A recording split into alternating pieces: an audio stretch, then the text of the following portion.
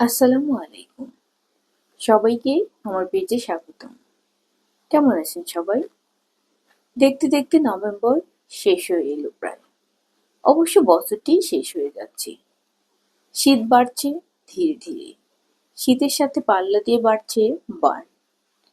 এবং বাচ্চারাই এই সময়ে অনেক বেশি বার্ন নিয়ে আমাদের কাছে আসে। বিশেষ করে স্কাল্প মানে গরম পানিতে পুড়ে। তো আজকে আমরা কথা বলবো বাচ্চাদেরকে কিভাবে এই শীতে পড়ে যাওয়ার হাত থেকে নিরাপদে রাখবেন।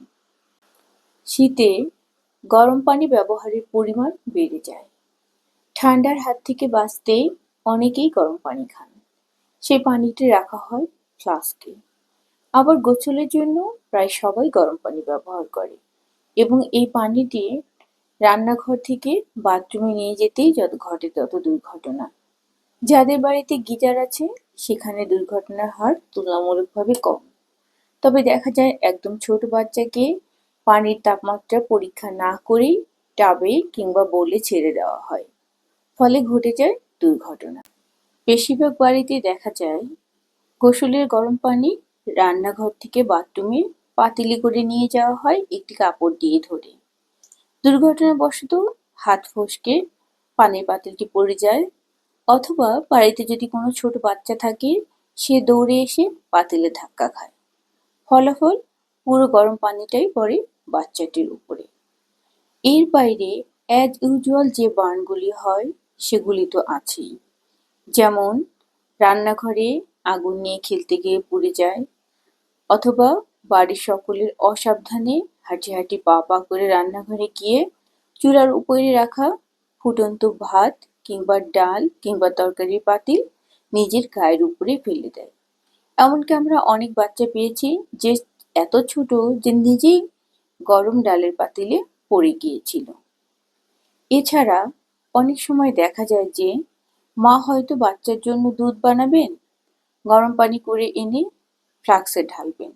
ফ্লাস্কে ঢালতে গিয়ে হয়তো বাচ্চাটি তার কোলে ছিল অথবা নিচে দাঁড়িয়ে ছিল, হাত ফসকে পুরো গরম পানিটাই গিয়ে পড়ে বাচ্চার উপরে। এছাড়া অনেক সময় গরম পানির পাতিল টেবিলের কোনায় রেখে দিলে বাচ্চা গিয়ে সেটিকে টানাটানি করেও নিজের গায়ে ফেলতে পারে।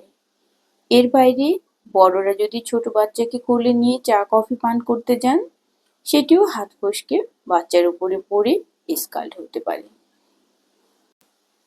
বার্ন ভয়াবহ।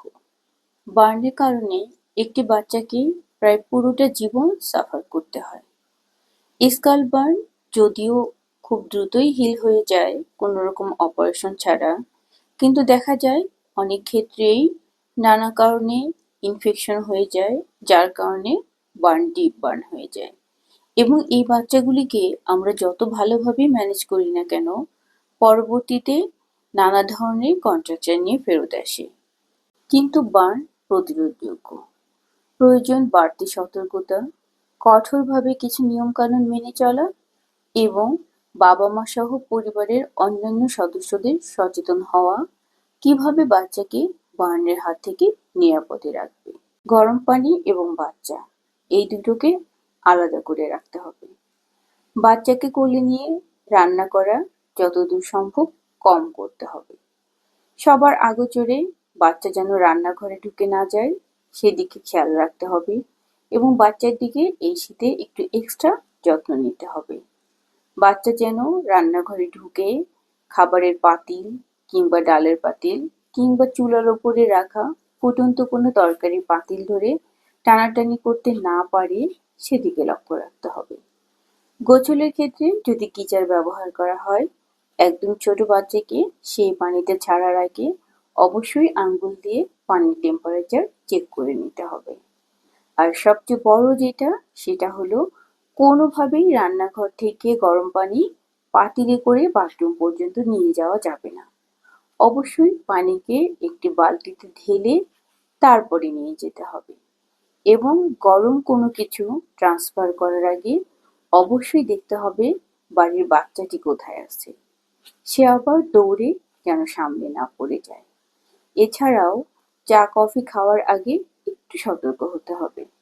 সম্ভব হলে বাচ্চাকে কোলে নিয়ে চা কফি না খাওয়াই উত্তম। বার্ন প্রতিরোধে সচেতনতার কোনো বিকল্প নেই। একবার যদি পড়ে যায়, এরপর আমরা যত চিকিৎসাই দিই না কেন, যত অপারেশনই করি না কেন, কোনোভাবেই বাচ্চাটিকে আর আগের অবস্থায়, একদম পুরোপুরি আগের অবস্থায় ফিরিয়ে আনা অসম্ভব। তাই আমাদের চেষ্টা করতে হবে বার্ন যেন না হয়। এজন্য সবাইকে একযোগে কাজ করতে হবে, সচেতন হতে হবে। তাহলেই আমরা বার্নের ইনসিডেন্স কমিয়ে এনে বাচ্চাকে একটি নিরাপদ এবং সুন্দর ভবিষ্যৎ দিতে পারবো। সবাইকে অনেক ধন্যবাদ সাথে থাকার জন্য। সবাই খুব ভালো থাকবেন। Thank you all.